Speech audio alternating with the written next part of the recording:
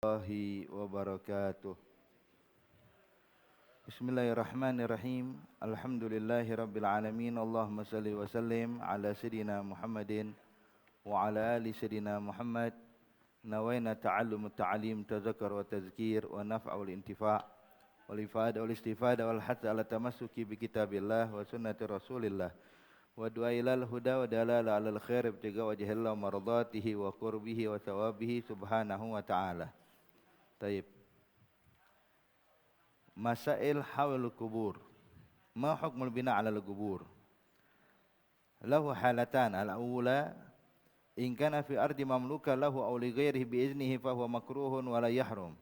Naam quburus salihin yajuz bina'uha walau bi gubbatil ihyati walau bi gubbatin li ihya'i ziyarah wa tabarruk. Qala al-Halabi walau fi musabbalah wa afta bihi wa qala amara bihi Syekh Az-Ziyadi ma'a wilayatihi.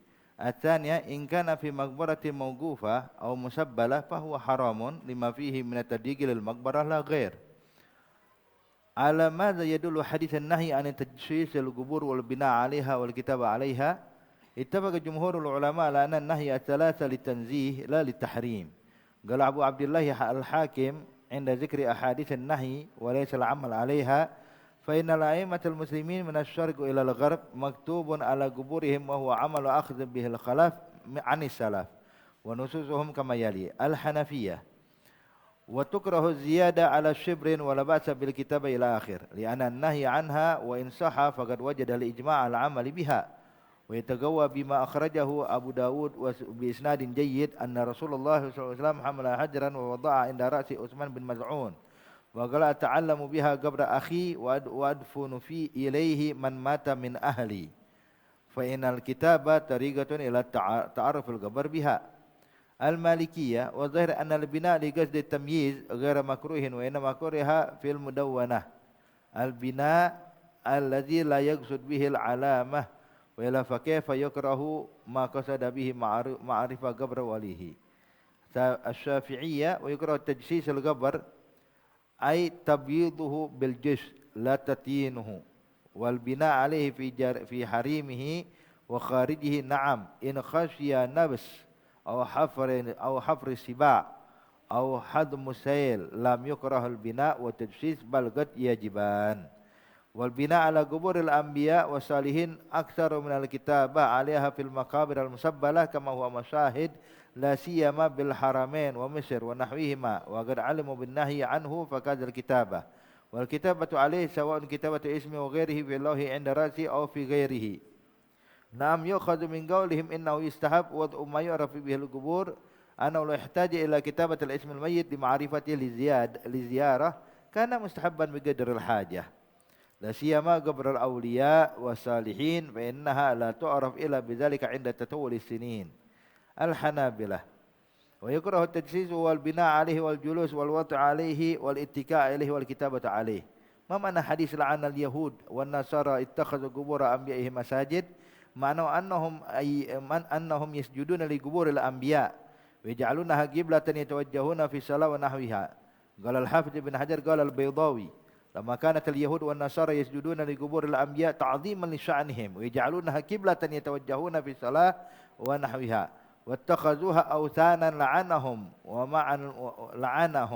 ومنع المسلمين عن مثل ذلك. فما من اتخذ مسجدا في جوار الصالح وقصد التبرك بالقرب منه لا تعظيم له ولا توجه نحوه فلا يدخل في ذلك الوعيد. انتهى.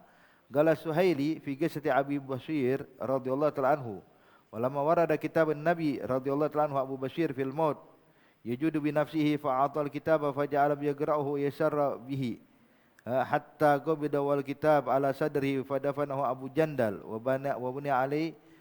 وبنى عليه هناك مسجدا يرحمه الله وقدم أبو جندل ومن معه إلى المدينة. وقد دفن رسول الله صلى الله عليه وسلم في حجرة سيدة عائشة بجوار مسجده ودفن على جنبه صاحبه أبو بكر وعمر وأجمع الصحابة على ذلك. وفي خلافة سيدنا عمر ابن عبد العزيز أدخلت قبورهم في المسجد ولم ينكر ذلك أحد من المسلمين. ما معنى حديث ولا قبر مشرق إلى سويته مشرف إلى سويته؟ قال الإمام النووي fihi anna sunnah annal qabr la yarfa 'ala al-ardi raf'an katsiran wa la yusannam bal yurfa nahu shibrin wa yastah. Walamma mata Utsman bin Maz'un akhraja bi janazatihi fadafana fa amara Nabi sallallahu alaihi wasallam rajulan ayatiyahu bi hajarin falam yastati' hamlahu faqama ilaihi Rasulullah sallallahu alaihi wasallam wa hasara an zira'ihi thumma hamalaha fa wada'ahu inda ra'si wa qala ata'allam biha qabra akhi wa adfunu ilaihi man mata min ahli wa qala Kharijatu min Zaid ra'aituni wa nahnu subban fi zaman Utsman radhiyallahu anhu wa inna ashaddana wasbatun alladhi yasibu qabra Utsman bin Maz'un hatta yujawizahu fa fi hadzal hadis dilala ala irtifa'il qabr. Taib. Dijelaskan di dalam pembahasan kita ya Habab tentang masalah bolehkah pokoknya yang berkaitan dengan membangun kuburan, memasang gubah atau membuat tabut atau memakai batu nisan dan lain-lainnya. Apakah itu dibenarkan? Sebab kalau kita lihat di mana namanya di Madinah kita nggak ngeliat itu ya. Kita lihat tanah cuma dikasih batu doang kecil-kecil. Gimana sekarang ini? Apakah dibolehkan memasang nisan, memakai batu nisan atau semacamnya? Taib. Kijing. Kijing. Iya. Apakah dibolehkan atau tidak? Taib.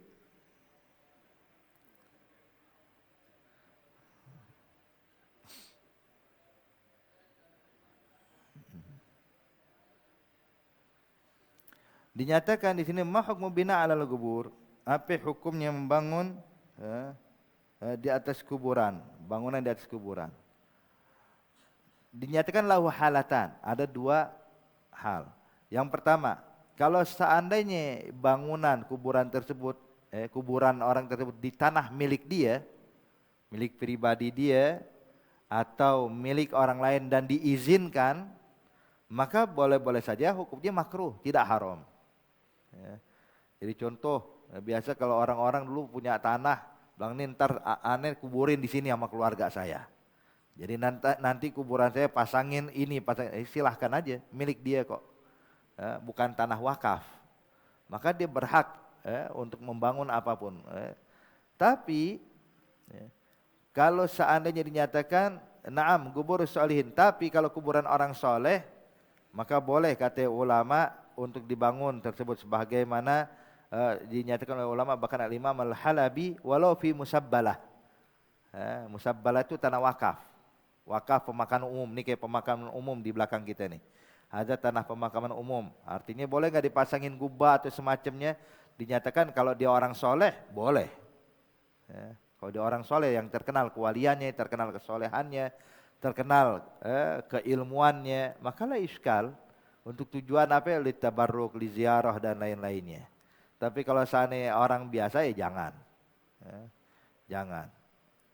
Wa aftabi. Wa qala amara bihi Syekh Az-Ziyadi ma wilayatih. Bahkan diperintahkan untuk melakukan itu kepada kepada Imam Ziyadi. Wa aftabihi wa qala amara bihi Syekh Az-Ziyadi ma wilayatih. Pada kuliah. Ats-tsaniyah, kalau seandainya itu kuburan di pemakaman umum, wakaf, tanah wakaf, fahuwa haramun, maka haram untuk membuat bangunan di kuburan tersebut. Kenapa? Lima fi minat tajik lima akbar la ghair. Sebab haramnya bukan karena wah ini jadiin masjid, jadilah bukan itu. Haramnya di tanah wakaf. Kenapa? Haramnya mempersempit ruang kuburan yang ada. Sehingga orang pengen nguburin, wah nggak bisa, ada bangunan, mesti geser terlalu jauh. Sebenarnya di bangunan tersebut, di pondasi itu bisa naruh jenazah, bisa muat satu jenazah, cuman gara-gara bangunan ini jadi nggak bisa. Maka itu diharamkannya sebab itu. Bukan karena ini menjadikan masjid atau terlalu menghormati, bukan karena itu. Sebab haramnya litadyiq la ghair. Hakadha. Jadi jelas kalau seandainya itu tanah milik pribadi bebas, tapi makruh. Tapi kalau orang soleh mustahab, walaupun di musabbalah. Tapi kalau ardul musabbalah, tanah wakaf untuk pemakaman umum, tidak boleh dibangun kecuali kalau dia orang soleh. Kalau dia bukan orang soleh sebaiknya jangan. Sebab kenapa hukumnya jadi haram? Gara-gara mempersempit ruang kubur. Sebab itu.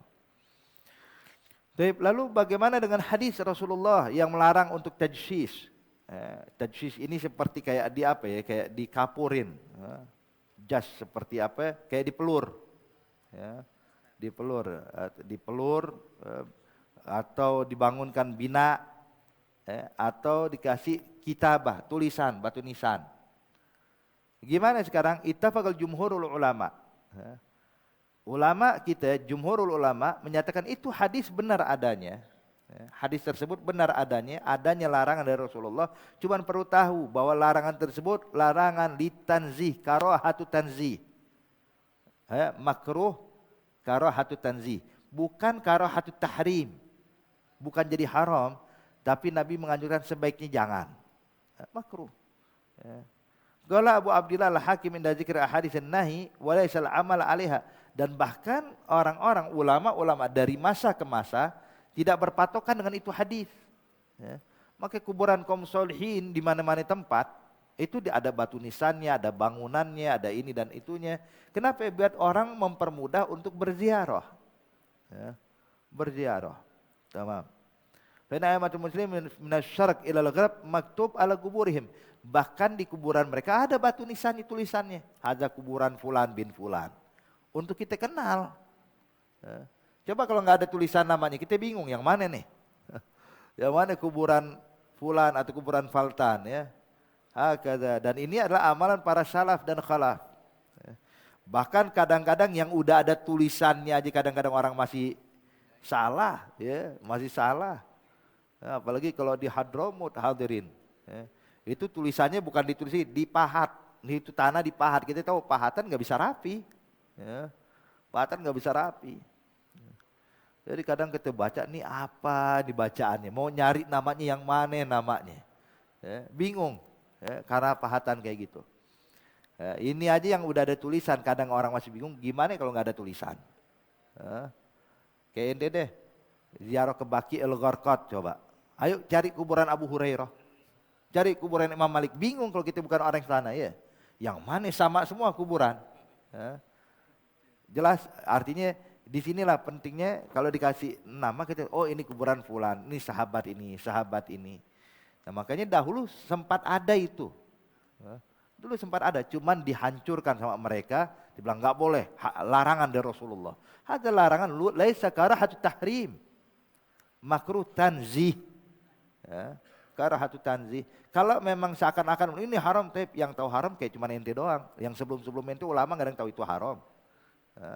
Semua tahu kalau memang haram, semua bakal menentangnya. Tapi mereka tidak menentang, kenapa? Tahu sebab ini bukan karahatu tahrim.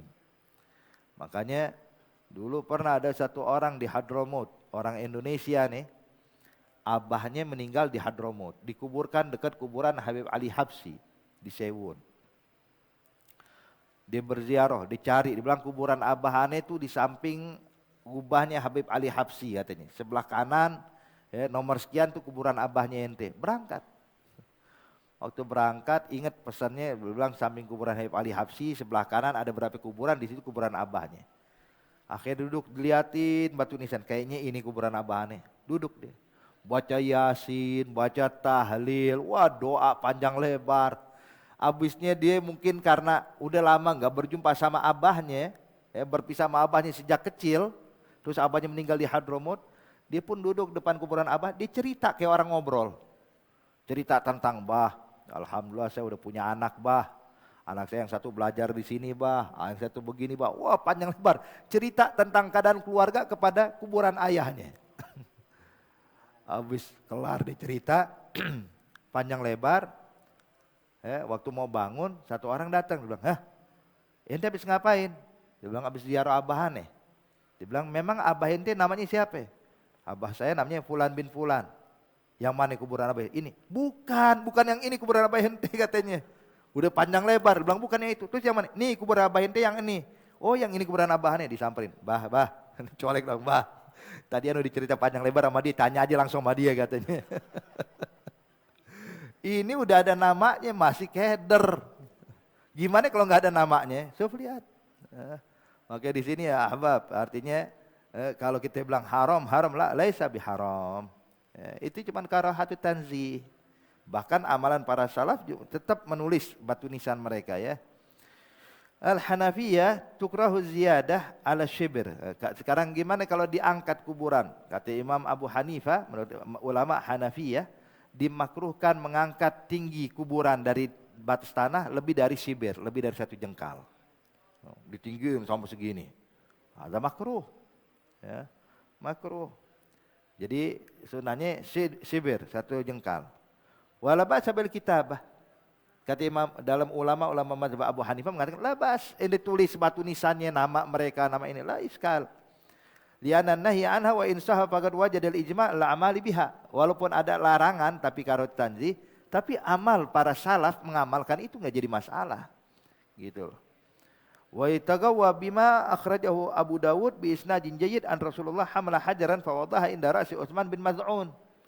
Bahkan dalam riwayat Abu Dawud itu Nabi Muhammad ngangkat batu untuk diletakkan di kuburan saudaranya. Utsman bin Maz'un, saudara susuan Rasulullah.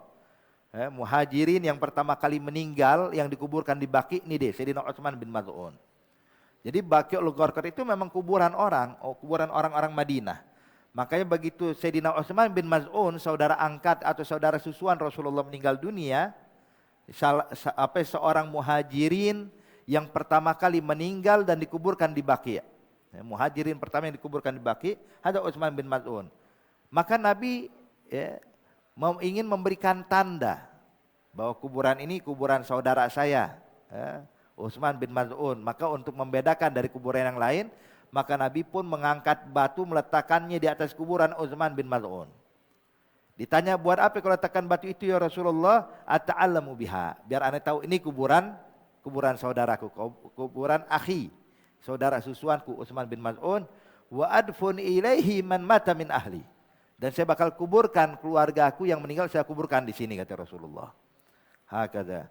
Fa innal kitabah tariqun ila tu'raful gabar biha. Sedangkan kitabah salah satu metode untuk mengenali. Makanya di sini zaman Rasulullah kala itu Utsman bin Maz'un, kala itu kuburan orang Madinah enggak ada tandanya. Maka Nabi Muhammad ngasih batu sebagai tanda, ini loh tanda kuburan saudara saya. Nah coba kalau sekarang semua orang pakai batu, sama aja kita bingung yang mana orangnya.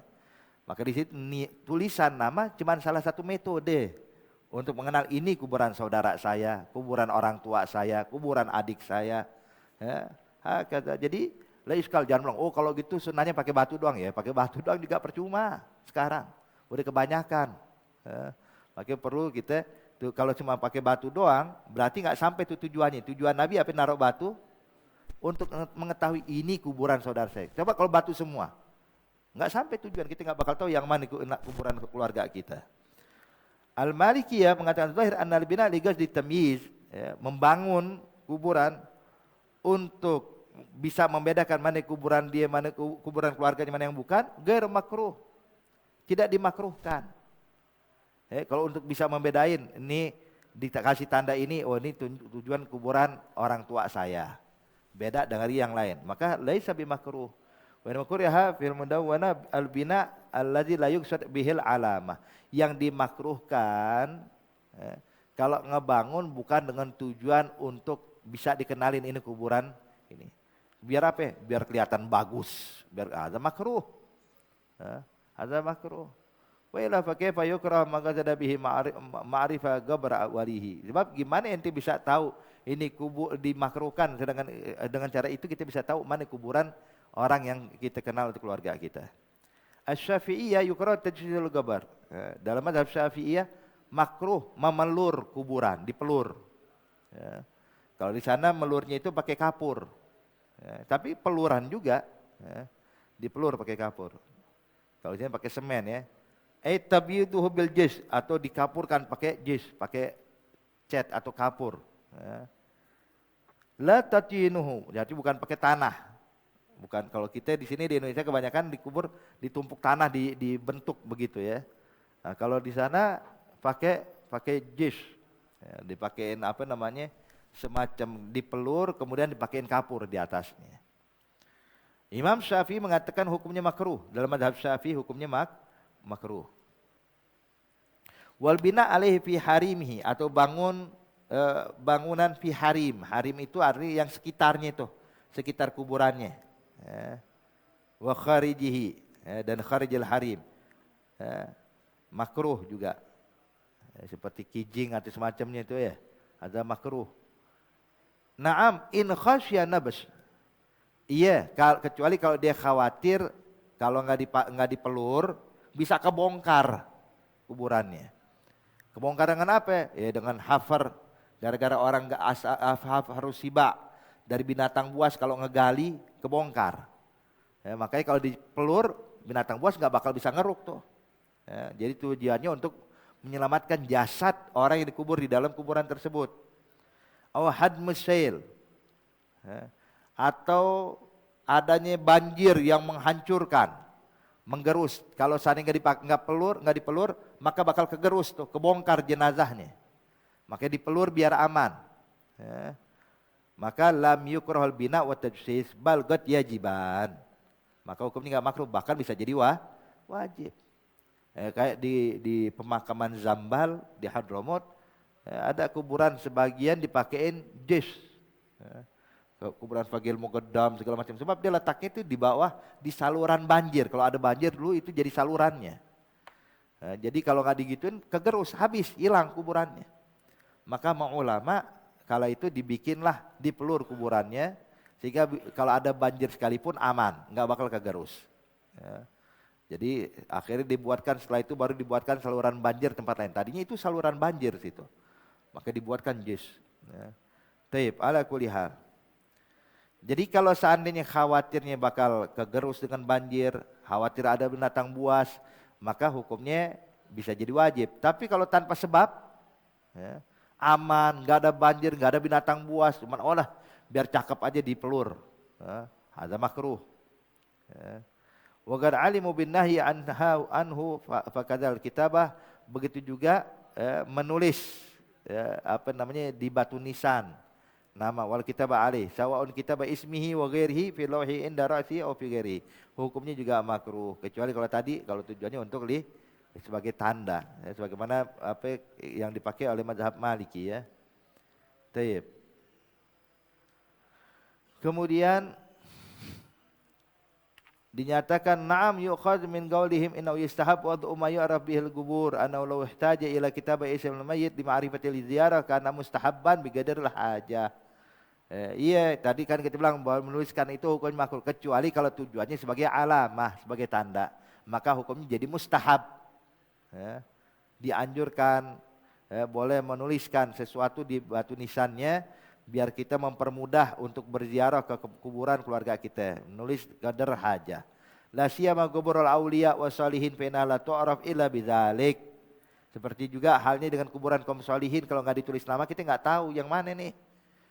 Di kuburan sini ada satu orang soleh, cuman yang mana nggak tahu yang mana.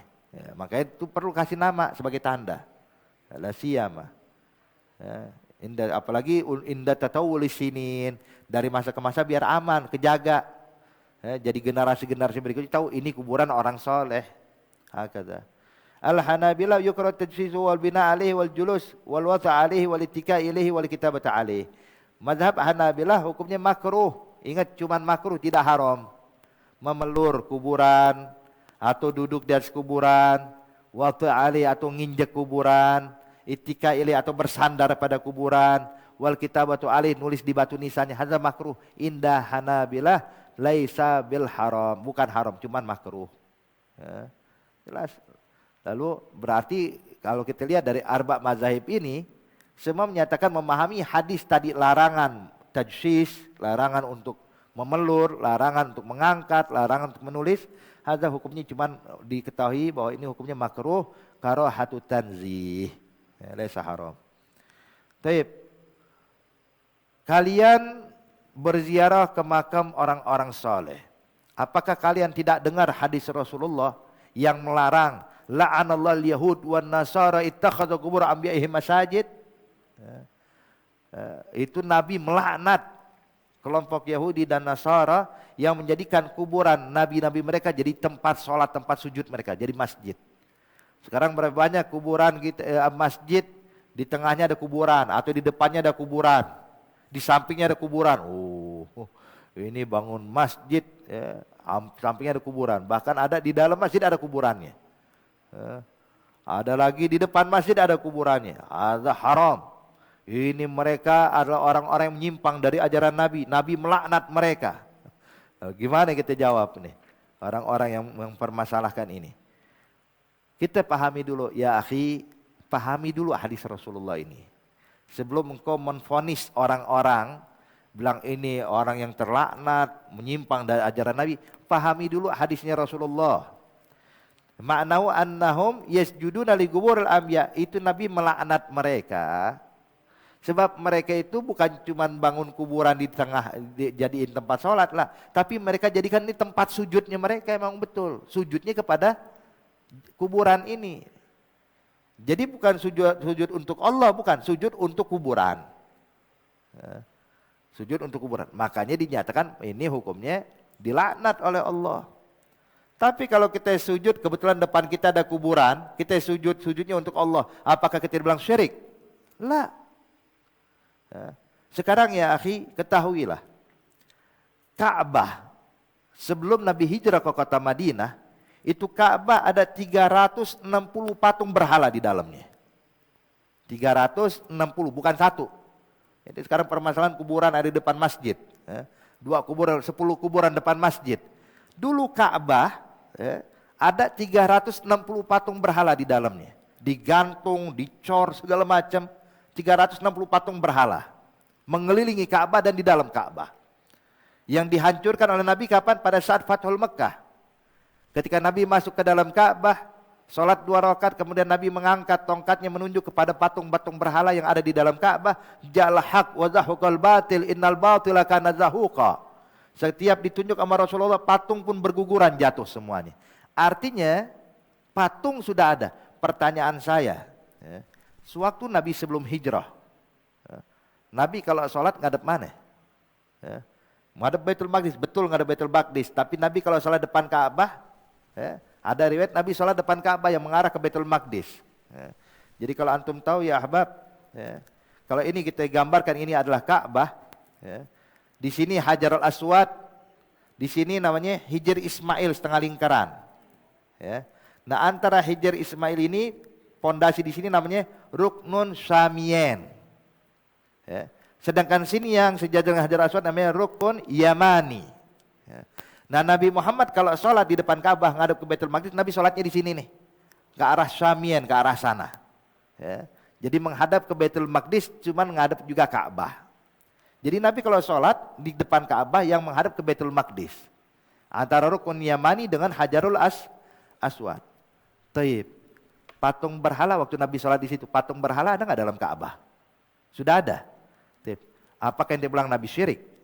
Nabi sujud kepada patung, gara-gara sujud depannya ada patung gitu. Lah, mau ada patung berhala, mau ada apapun, sujud kita pada Allah, bukan pada patung berhala. Begitu juga kalau depan masjid ada kuburan, kita sujud bukan pada kuburan, kita sujud pada Allah. Kebetulan depan kita ada kuburan. Terus apa masalahnya? Makanya di sini jelas, hadirin, kalau seandainya ada orang mengatakan, lo sujud pada kuburan lah, haula wala quwwata illa billah. Nabi sholat di depan Ka'bah yang terdapat di dalamnya 360 patung berhala. Mesti Nabi tahu dong kalau ini sebagaimana imannya ente, sebagaimana keyakinan ente, mesti Nabi jangan sholat depan Ka'bah, geser ya Nabi biar aman. Jangan belakangin Ka'bah ya Nabi biar aman, biar ini nggak sujud pada patung berhala. Tapi Nabi nggak melakukan itu ya ahbab, sebab Nabi ngajarin kita tauhid, ngajarin kita akidah, keyakinan kita, sujud kita hanya untuk Allah, bukan karena depan kita ada patung, berarti sujud depan patung. Wahakadha. Makanya di sini beda dengan Yahudi dan Nasara. Mereka menjadikan memang sujudnya untuk Nabi karena mereka mengagungkan Nabi mereka, memuliakan Nabi mereka. Akhirnya mereka bukan lagi sujud pada Allah, tapi sujud kepada Nabi mereka. Maka ini sebab dilaknatnya oleh Allah. Yaj'alunaha qiblatan mereka jadikan tuh kuburan nabi mereka sebagai kiblat. Hari kiblat, jadi bukan ininya, tapi memang dia sujud kepada kuburan tersebut. Seperti contoh ya ahbab,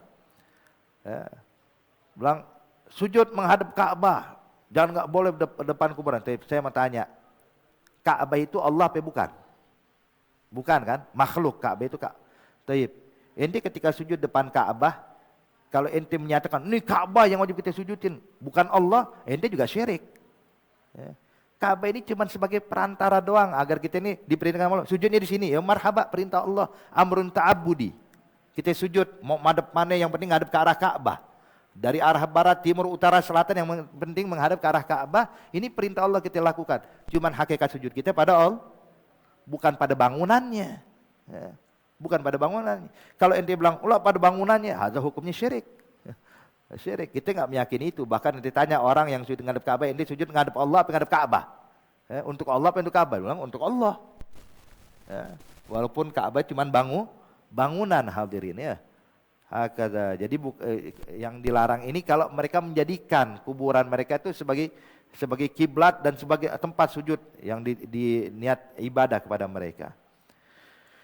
Qala al-Hafidz Ibn Hajar qala al-Baydawi lamma kanat al-yahud wan nasara yasjuduna li quburil anbiya ta'dhiman li sya'nihim. Mereka sujud ke kuburan mereka itu, kuburan para nabi-nabi mereka untuk mengagungkan para anbiya tersebut. Wa ja'aluna qiblatan. Dan mereka jadikan kiblat. Yatawajjahuna fi shalah wa nahwiha. Mereka jadikan kuburan para anbiya sebagai kiblat untuk salat mereka. Wattakhudhuha authanan. Dan mereka pun menjadikan bukan cuma itu doang kuburan, dijadiin bikin patung. Patung. Allah dijadikan patung oleh mereka sebagai tempat untuk mereka sembah. Ini sebagai mereka bilang wasilah bagi mereka ya.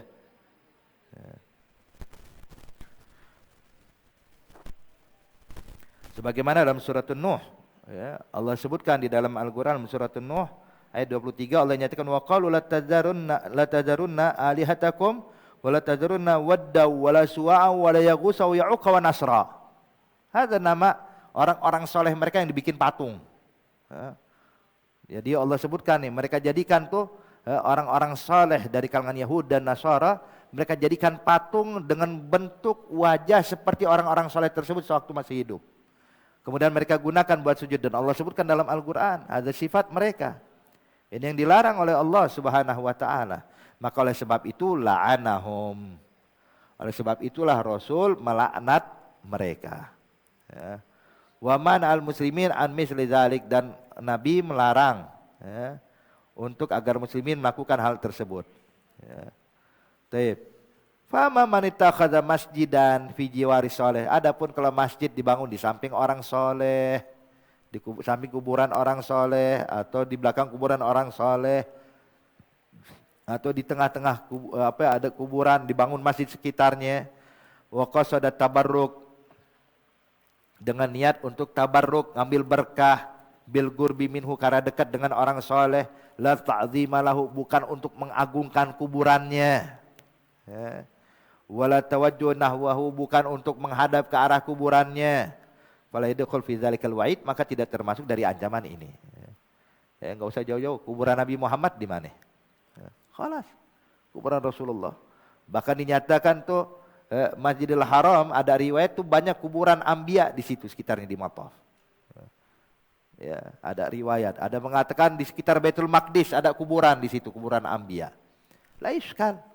Sebab kita diajarkan oleh dalam Islam, oleh agama kita, sujud kita bukan pada mereka tapi sujud kita pada Allah. Oke, nggak jadi masalah. Jadi intinya kuburan Nabi Muhammad di dalam, bukan cuma Rasulullah doang ya. Jadi Abu Bakar Siddiq kalau bilang, oh Nabi Muhammad itu Nabi, utusan, beda. Tapi Abu Bakar Siddiq, Umar bin Khattab, ada bukan Nabi.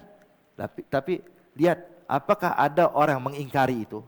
Nggak ada orang mengingkari. Tapi kan dulu zamannya Rasulullah masjid cuma ukuran sekian, ini pelebaran. Setelah pelebaran, emang ulama nggak ada? Ulama kaum solihin, ahli ilmu seperti ente nih, nggak ada. Ada setiap masa ulama banyak. Lalu kenapa nggak ada menentang? Cuman ente doang yang nentang. Ada apa? Ada apa?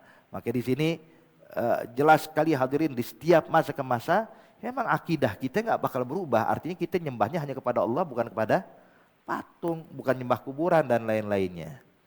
Hakada. Dan lihat bukti yang berikutnya.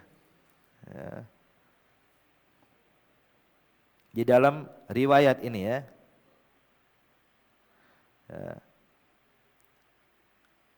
Ada Abu Busair. Abu Busair radhiyallahu taala anhu ardah. Ada salah satu sahabat Nabi Muhammad sallallahu alaihi wasallam. Taib. Jadi Abu Busair ini adalah orang Islam yang tinggal di Mekah, minal mustad'afin, yang lemah, yang enggak bisa hijrah ke Madinah. Enggak bisa hijrah ke Madinah. Sampai akhirnya ketika terjadi Sulhul Hudaybiyah tahun 6 Hijriah, terjadi kesepakatan antara Nabi Muhammad dengan pembesar Mekah. Apa isi kesepakatannya? Di antaranya kalau seandainya orang Islam yang ada di Mekah nggak boleh pindah ke Madinah. Orang Islam yang ada di Mekah nggak boleh ke Madinah, nggak boleh hijrah, tetap harus tinggal di Mekah. Tamam. Adapun kalau orang Mekah yang non Muslim, yang tidak beriman kepada Allah, kalau mau mundar-mandir ke Madinah bebas. Mau mundar-mandir ke Madinah bebas. Tapi kalau orang Islam yang ada di Mekah mau ke Madinah nggak boleh. Dan orang Madinah, muslimin yang ada di Madinah, muhajirin kalau mau main ke Mekah tanpa izin ditangkap. Jadi kan kesannya ini merendahkan atau membuat susah Islam ya. Kalau mereka orang kafir semaunya. Memang begini dari dulu hadirin. Ama Nabi Muhammad disetujui. Sebab pandangan Rasulullah jauh ke depan. Kalau kita mungkin wah ini kita rugi nih. Dia orang kafir enak aja mundar-mandir Madinah. Kok orang muslim gak boleh ke Madinah? Ini enak-enakan aja mereka. Tapi lihat pandangan jauh Rasulullah ke depan apa? Kata Rasul, biarin muslimin yang di Mekah jangan hijrah. Kenapa? Dia bakal bisa tunjukkan Islam di jantung kota Mekah. Bisa jalankan Islam, bisa sujud pada Allah di tempat orang-orang kafir. Adapun orang Mekah non muslim yang kafir kalau mau main ke Madinah, tafadhol silahkan. Biar dia lihat Islam, hakikat Islam itu bagaimana. Ada tujuan Rasulullah. Jadi nggak ada tujuan wah direndahkanlah, tapi Nabi hakim. Pandangan jauh ke depan. Nah, di antaranya hadirin, ketika terjadi perjanjian tersebut, Abu Busair nggak mampu sekarang pindah ke Madinah. Kenapa? Terikat dengan Sulhul Hudaybiyah. Bilang Abu Busair, ente nggak boleh ke Madinah. Sahabat-sahabat yang udah pindah ke Madinah muhajirin datang, dia nggak bisa.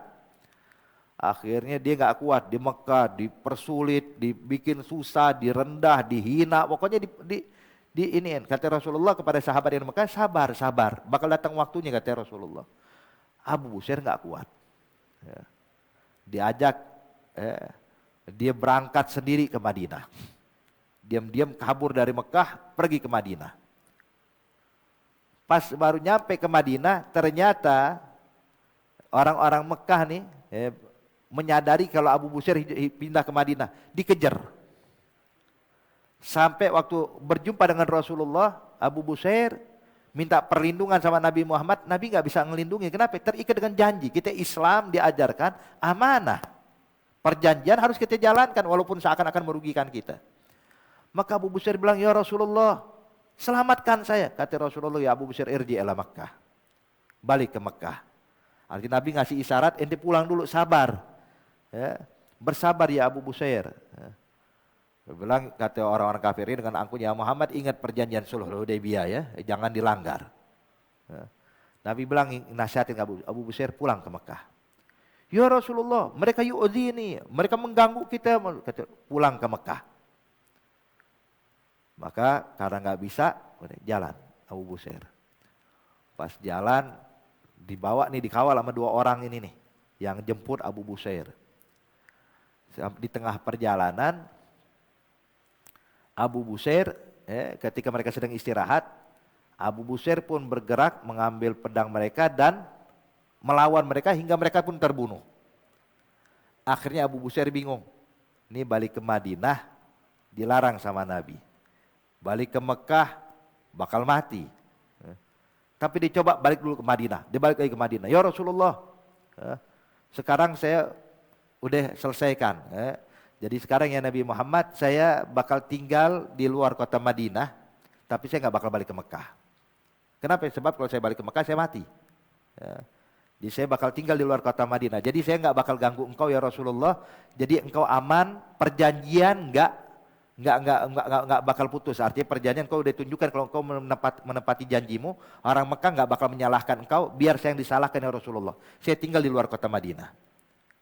Maka didoain sama Nabi, jalan, tinggal di luar kota Madinah. Enggak di Madinah, wala di Mekah, tinggal di luar kota Madinah. Akhirnya muslimin yang ada di Mekah dapat kabar Abu Bushair tinggal di luar kota Madinah. Maka mereka pun diam-diam nyusul Abu Bushair. Nyusul 1, 2, 3, 4, 5, banyak akhirnya kumpul dengan Abu Bushair. Kumpul di luar kota Madinah. Sehingga orang Mekah pun mulai khawatir. Ini Abu Bushair udah ngumpulin kekuatan. Ini kalau mereka bawa rombongan dagang lewat tempat Abu Bushair, wah bisa habis nih. Akhirnya mereka datang ke Madinah. Bilang, ya Rasulullah, galabek. Tuh Abu Bushair, ambil udah. Kita nggak mau balik lagi ke Mekah. Kita aman, yang penting kita damai. Sebab orang Mekah takut kalau dibiarin seperti ini Abu Bushair, nanti setiap orang Mekah lewat bakal dibunuh. Maka dia bilang orang Mekah, kata Abu Sufyan, ya Rasulullah, khalas, urusan Abu Bushair kita tutup buku. Kita nggak ungkit-ungkit. Abu Bushair mau ke Madinah, silahkan, tafadhol udah. Ya. Artinya kita itu dengan kawan-kawannya kita bebasin. Ya. Mereka nggak perlu balik ke Mekah, mereka aman. Tujuan mereka agar Abu Bushair nggak ganggu orang Mekah. Nabi senang. Maka Nabi bilang kepada Abu Jandal, sahabil Jalil, bilang bawakan suratku, suruh Abu Bushair masuk ke Madinah. Ya. Bahwa dia udah diterima kembali bersama kawan-kawannya. Maka berangkat Abu Jandal, ternyata dapetin Abu Bushair lagi sakit keras.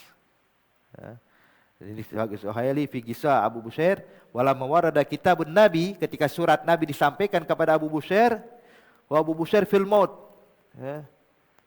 Yajudu bi nafsihi fa'atal kitab fa ajala yagra'uhu. Ini Abu Bushair dalam keadaan udah sakaratul maut, dia mau meninggal.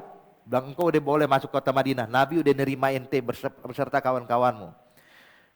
Maka ketika dibacakan itu kitab, dia yagra wa yasurbih, dan dia sangat bahagia. Sangat bahagia hatta gubidha, sampai dia meninggal. Meninggal dalam keadaan bahagia. Kenapa? Diterima kembali oleh Nabi Muhammad. Wal kitab ala sadrihi, dan tulisan surat dari Nabi Muhammad dengan capnya Rasulullah tetap melekat pada dadanya Abu Bushair dan dikuburkan beserta tulisan tersebut. Kemudian fadafanahu Abu Jandal. Abu Jandal pun menguburkan Abu Bushair di situ tuh. Wa bana alaihi hunaka masjidan. Dan Abu Jandal bikin masjid. Di mana? Tuh di tempat kuburan Abu Bushair dibangun masjid. Yarhamullah. Wa Abu Jandal wa amna'uhu ilal Madinah. Kemudian Abu Jandal bawa rombongan yang lain bersama Abu Bushair ke kota Madinah. Lihat as-syahid di sini, lihat Abu Jandal sahabiul jalil bangun masjid, dan kabar tersebut sampai ke Rasulullah, tapi Nabi enggak mengeritik. Nabi enggak ngelarang, Nabi enggak bilang haram. Nabi enggak bilang hancurin ya Abu Jandal, harus syirik. Enggak. Sampai sekarang masih ada tuh peninggalannya. Maka menunjukkan di sini yang dilakukan mau masjid di dalam kuburan, dalam masjid atau di samping masjid adalah iskal, sebab tauhid kita mengajarkan sujudnya kepada Allah, bukan pada kuburan. Hakadha. Wa qadufina Rasulullah fi hujrati Sayyidah Aisyah bi jiwar masjidihi. Bahkan Nabi Muhammad dikuburkan di kamarnya Siti Aisyah di samping masjid. Wa dufina ila jambi sahibah Abu Bakar wa Umar wa ajma'us sahabat ala dzalik, dan sahabat menyetujui itu. Enggak bilang hadza haram, syirik dan lain-lainnya. Wa fi khilaf Sayyidina Umar bin Abdul Aziz udkhilat quburahum fil masjid. Zaman Sayyidina Umar Abdul Aziz baru pelebaran tuh sampai akhirnya kuburan Nabi masuk bagian daripada masjid. Walam yungkir dzalik ahadun minal muslimin, dan tidak ada yang mengingkarinya. Makanya kalau ada orang ingkar zaman sekarang, kok baru ngingkarin sekarang, kemarin kemana aja? Hakadha. Bahkan kemarin kita jelaskan tentang Abu Hanifah bab masalah tabarruk. Al-Imam Abu Hanifah kuburannya di mana? Di samping masjid. Al-Imam Syafi'i tiap hari tuh, tiap di situ habis salat mampir ke kuburan Abu Hanifah, doa. Ziarah adalah iskal. Makanya Imam Syafi'i pernah waktu dipinta mimpin sholat subuh. Bilang, ya Imam, ya, bagaimana ente ta'um mana li sholat subuh, tolong ente jadi imam sholat subuh. Ini masjid, semuanya mazhabnya Abu Hanifah. Kita tahu Imam Syafi'i beda banyak hal dengan Imam Abu Hanifah. Waktu Imam Syafi'i menjadi imam, Imam Syafi'i taraka basmalah, yusirul basmal wa tarakal kunut. Bismillahnya disirkan, kemudian nggak baca kunut. Udah gitu nggak sujud sahwi. Sampai murid-murid Imam Syafi'i bingung, ini kenapa ya imam kok nggak baca kunut? Sebab mazhab Abu Hanifah kunut makruh. Dalam kita mau kunut sunnah. Maka selepas salam, begitu udah bubaran orang ditanya umur dia imam, lima la taknut. Kenapa ini nggak baca kunut? Terus nggak sujud sahwi lagi. Terus tusirul basmalah. Apa yang jawab Imam Syafi'i? Dia bilang, sebab ane menghormati orang yang dikubur di samping masjid ini nih. Siapa? Ane menghormati Abu Hanifah. Ini masjidnya dia. Masyarakat yang sholat ini kebanyakan mazhabnya Abu Hanifah. Maka demi menghormati, ane pakai caranya dia. Taklid kepada Abu Hanifah. So, lihat. Adalah iskal di samping masjid kuburan Abu Hanifah. Taib. Memana hadis wala gabar masyrgan ila sawaitu. Taib. Apa pendapat engkau? Nabi bilang bahwa tidak ada kuburan yang naik, aneh ratain kuburannya. Artinya ada tinggi gitu, aneh ratakan kuburannya. Apa pendapat kalian? Maka dijawab, Al-Imam Nawawi mengatakan, fihi anna sunnah, anal gabar la yarfa alal ard raf'an katsira. Sunnahnya Nabi, disebutkan dalam sunnah, kuburan itu jangan sampai terangkat tinggi banget. Wala yusannam, jangan dibikin kayak isannam, sanam kayak punuk unta begitu. Dibikin kayak begini. Lah, kama taqaddam, sunnahnya itu enggak lebih dari shibir, enggak lebih dari 1 jengkal. Kemudian dan disunnahkan yusattah, yusattah artinya dibikin datar atasnya. Dibikin gitu. Jadi bukan dibikin kayak begini, tapi bikin rata, kotak seperti itu. Ada sunnah. Walamma mata Utsman bin Maz'un, akhraja bi janazatihi pada amara Nabi SAW, kisah Utsman bin Maz'un tadi, sahabil jalil, saudara susuannya Rasulullah, muhajirin yang pertama kali dikuburkan di Baqi'ul Gharqad. Itu dinyatakan ketika Utsman bin Maz'un meninggal dunia, ketika jenazahnya dibawa ke Baqi, kemudian dikuburkan, maka Nabi memerintahkan seseorang untuk ngambil batu. Falam yastati'. Ini orang enggak kuat ngangkat batu tersebut. Falam yastati' hamlahu. Dia enggak kuat ngangkat batunya. Faqama ilaiha Rasulullah. Maka Nabi sendiri yang mendekati itu batu. Fahasra an zira'ih. Nabi angkat dengan 2 tangannya. Zira' ini artinya tangan hasar, artinya diangkat kayak gini. Itu batu diangkat sama Nabi begini. Tenaga Nabi kuat. Diangkat sama Rasulullah. Summa hammalaha fawadaha inda ra'sihi. Kemudian diletakkan itu batu di bagian kepalanya Utsman bin Maz'un. Bagian atas kuburan Utsman bin Maz'un. Faqala ata'allam biha qabra akhi. Biar Anda tahu di sini kuburan sebagai tanda ini kuburan saudaraku, wa adfunu ilaihi man mata min ahli, dan akan aku kuburkan siapapun dari keluargaku meninggal dikuburkan di sini di Baqi'ul Gharqad. Wa qala Kharija bin Zaid ra'aituni, dicerita nih Kharija bin Zaid. Bilang saya ingat dulu wa nahnu subban. Saat kita masih anak-anak, masih pada muda nih. Di zaman Utsman, di zaman si khilafah Sayyidina Utsman bin Affan radhiyallahu ta'ala anhu wa ardah. Wa inna ashaddana, dan kita orang yang paling kuat. Jadi kan biasa anak-anak muda nih tunjuk-tunjukkan kekuatan, ana yang paling hebat, ana yang paling kuat. Dan kita untuk mengukur kekuatan kita, kata Kharija bin Zaid, untuk mengukur kekuatan kita ini, yang paling kuat di antara kita itu adalah yang paling tinggi lompatannya. Gimana? Barang siapa yang bisa melompati kuburan Utsman bin Maz'un, berarti dia paling kuat. Cuman subhanallah, kuburan jadi tempat mainan. Cuma as-syahid di sini ini menunjukkan apa dalil? Dalil menunjukkan bahwasanya kuburan Utsman bin Maz'un tinggi. Sampai bilang yang paling kuat ada yang bisa melompati kuburan Utsman bin Maz'un. Artinya menunjukkan di sini bahwa kuburan Utsman bin Maz'un itu naik begitu ya. Cuman apakah punuk atau bagaimana zahir lah, Allahu a'lam. Maka di sini dinyatakan fa fi hadzal hadits dilala ala irtifa'il gabar. Menunjukkan bahwa kuburannya terangkat. Jadi intinya kalau lebih hukumnya pun tidak haram, tapi hukumnya makruh kama taqaddam. Ya, sunnahnya sibir, lebih dari itu hukumnya makruh. Takbil aidil ulama. Apakah boleh kita mencium tangan ulama? Sebab kebanyakan orang enggak boleh dicium tangannya, sebab mencium arti sujud. Sujud sama makhluk. Allah melarang kita, Nabi melarang kita sujud kepada makhluk. Sujud itu hanya untuk Allah. Jadi kalau ente nunduk, ente sujud sama dia. Masya Allah. Ya, lihat. Ma hukmu takbil aidil ulama wa ahli baitin nabawi. Sebab mereka melarang nih. Ya. Makanya mungkin enggak tahu ya, Allah a'lam. Ya. Mereka kalau sesama mereka mungkin salaman cuma begini doang, ya. Bahkan sama gurunya, nggak tahu sama orang tuanya, mungkin sama orang tuanya juga begini. Ya. Sebab kalau disujud berarti, ente sujud sama makhluk berarti. Artinya ini hal tersebut mereka gunakan menunduk itu seperti sujud. Ya. Kita bilang, ya, sujud yang dilarang itu kalau sujud dengan tujuan ibadah, menghambakan diri pada orang tersebut, hadza haram. Kita sepakat untuk itu. Tapi kalau sujud, bukan sujud ya, artinya membungkukkan badan demi menghormati orang yang kita muliakan, maka tidak haram. Ambil dalil dari Quran, lihat perintah Allah kepada malaikat. Wa izqulna lil malaikati isjudu li adama fasajadu illa iblis. Apakah Allah mengajarkan malaikat untuk syirik, sujud pada Nabi Adam, jangan sujud sama sujud sama Nabi Adam. Kalau ente artikan sujudnya malaikat kepada Nabi Adam ini, sebagaimana ente artikan kita kalau nunduk di hadapan para ulama dibilang sujud, berarti yang pertama kali ngajarin syirik Allah gitu. Allah nyuruh sujud pada Nabi Adam, bukan sujud pada dia. Sebab perintah lo dari Allah. Allah bilang wa izqulna lil malaikati usjudu li Adam. Maka di sini ulama ahli tafsir menjelaskan sujudnya malaikat pada Nabi Adam sujud li ta'zim, untuk menghormati, lil ihtiram. Bukan karena kita jadikan dia sebagai Tuhan. Kalau dijadikan sebagai Tuhan, jelas syirik. Kayak kita mencium tangan ulama, mencium tangan orang tua, kita nundukkan badan kita. Ada tujuannya apa? Untuk menghormati.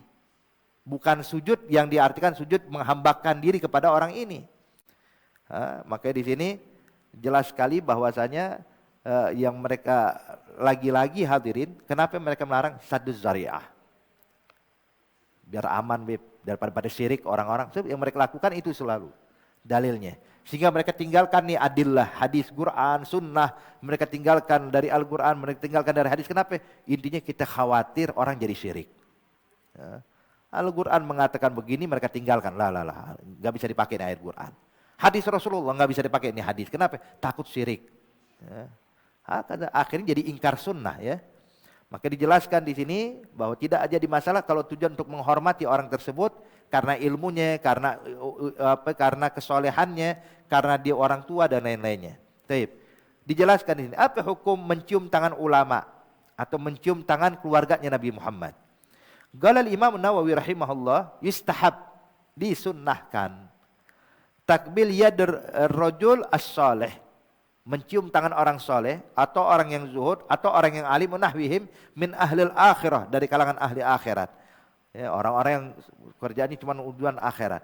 Wa ma takbil yadihi li ghina, tapi kalau mencium tangan karena dia orang kaya, kenapa dicium? Orang kaya, Beb. Kali aja habis kita cium tangan dikasih duit kita. Nanti berarti mencium karena kayanya dia. Atau mencium tangan dia karena dia orang yang ahli dunia atau syaukah, punya kekuatan. Ya, Sultan, Beb, jadi anak kecium tangannya. Kenapa? Kalau enggak gawat urusannya. Artinya ente mencium karena kekayaan dia, karena kekuasaan dia, karena wijah dia, karena terpandangnya dia. Ya, namanya fa makruh syadidul karoha. Maka ini hukumnya jelas makruh, bahkan syadidul karoha. Mencium tangan karena apa? Karena dunia, karena harta. Tapi kalau mencium tangan karena ilmu, karena ilmunya dia, karena kesolehannya, ada yustahab. Jelas ya. Gimana kalau ada orang alim kaya raya? Sama. Ente cium tangannya, cuma tujuan cium tangan karena ilmunya, bukan karena hartanya. Karena ilmunya dia, bukan karena hartanya dia. Ya. Hakadha. Mad dalil ala dzalik, apa dalilnya? Lihat an Qatadah qala qultu li Anas. Akanat al-musafaha fi ashabin Nabi? Qala na'am. Ditanya apakah musafahah terjadi di zaman Rasul? Iya, ada musafahah. Musafah saling bersalaman itu ada. Wa anizari al-abidi. Wa kana fi wafdi Abdul Qais qol, disebutkan Lamma kadimnal Madinah, saat kami datang ke kota Madinah, faj'alna natabadar min rawahilina fanugabbil yadin nabi warijlah. Bilang ketika kami nyampe nih di Madinah, maka fanatabadar, kami berlomba-lomba saling bersegera dari rawahilina, dari kendaraan-kendaraan kami tinggalkan kendaraan kita untuk apa? Untuk nyiumin tangan Nabi dan kakinya Nabi Muhammad. Bukan cuma tangan, kaki dicium. Tujuannya apa? Bukan karena untuk menyembah Rasulullah, bukan, untuk menghormati Nabi Muhammad sallallahu alaihi wasallam. Sebab kakinya Nabi Muhammad enggak kayak kaki kita. Kaki Rasulullah udah naik ke Sidratul Muntaha, kaki ente naik ke mana? Kata An Suhaib radhiyallahu qala raaitu Aliyan yugabbil yadil Abbas wa rijlah. Sahabi mencium tangan Sayyidina Abbas, mencium kaki Sayyidina Abbas. Artinya apakah ini dinyatakan haram, syirik? Lah, Masya Allah, kalau Sayyidina Ali syirik berarti iman ente lebih hebat dari Sayyidina Ali gitu. Tauhid ente lebih matang dari Sayyidina Ali. La haula wala quwwata illa billah. Walamma shalla Zaid bin Thabit ala janazati ummi. Ketika Zaid bin Thabit habis nyolatin jenazah ibunya. Tsumma guribat lahu baglatuh. Kemudian didekatkanlah baglah kendaraannya dia. Baglah ini adalah hasil perkawinan antara kuda dengan keldai, jadinya baglah. Dibawakan baglah, jadi dia lebih kecil dari kuda, lebih tinggi dari keldai. Dikasih untuk dinaiki oleh Zaid bin Thabit. Faja'ahu Ibn Abbas radhiyallahu anhu ardah. Maka datang Sayyidina Abdullah bin Abbas, ibn ammi Rasulillah, anaknya pamannya Rasulullah, sepupunya Nabi. Fa akhadha birikabihi, maka Sayyidina Abdullah bin Abbas yang megang tali kekangnya, baglahnya Zaid bin Thabit. Sebab Sayyidina Ibn Abbas belajar dengan Zaid bin Thabit. Dipegang, dituntun nih. Zaid bin Thabit pas tahu ini Ibn Abbas, keluarganya Nabi, sepupunya Rasulullah, berkata Zaid bin Thabit, "Khal anhu ya ibn ammi Rasulillah." Lepasin aja, hei sepupu Nabi Muhammad, jangan dipegangin, enggak pantas ente pegang tali kekang baglahnya saya.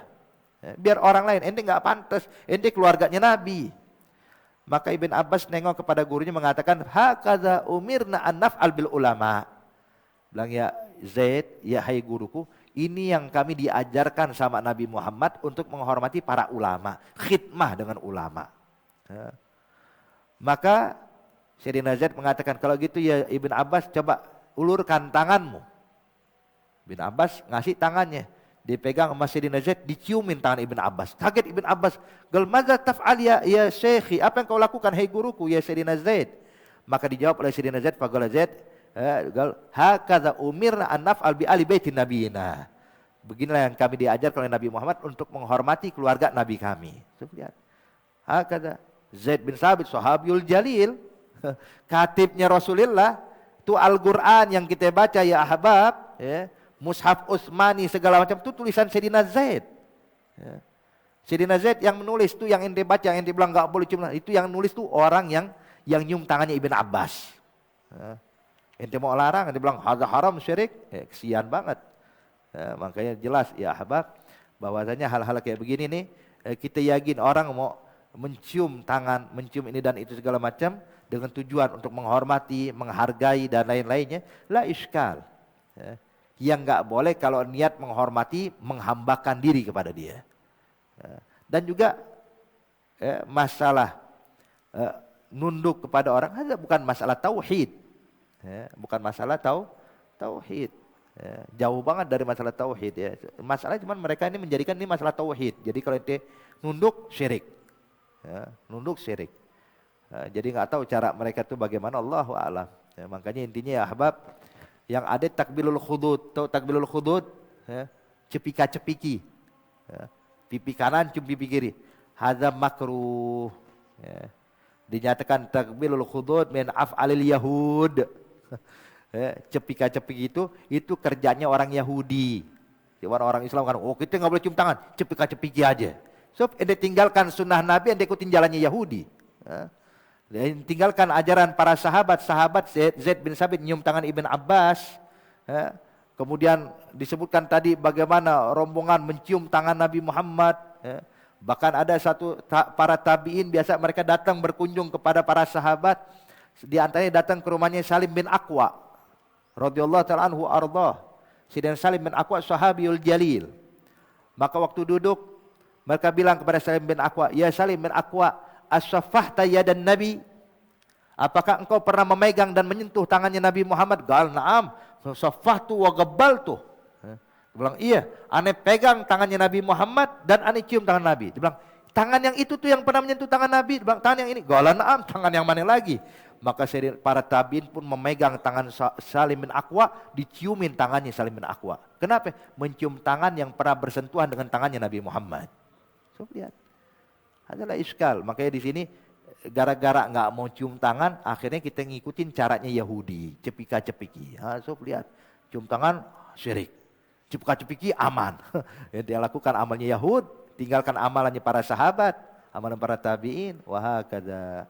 Ya Allah bitaufik, asanufik. InsyaAllah Allah berikan taufik bagi kita semuanya, bisa menjalankan sebagaimana apa yang diajarkan oleh Allah, diajarkan oleh Rasulullah dan para sahabat Nabi Muhammad. Al-Fatihah ala hadhihi wa kullu niyatin salihah wa ila hadratin Nabi Muhammadin sallallahu alaihi wasallam. Al-Fatihah.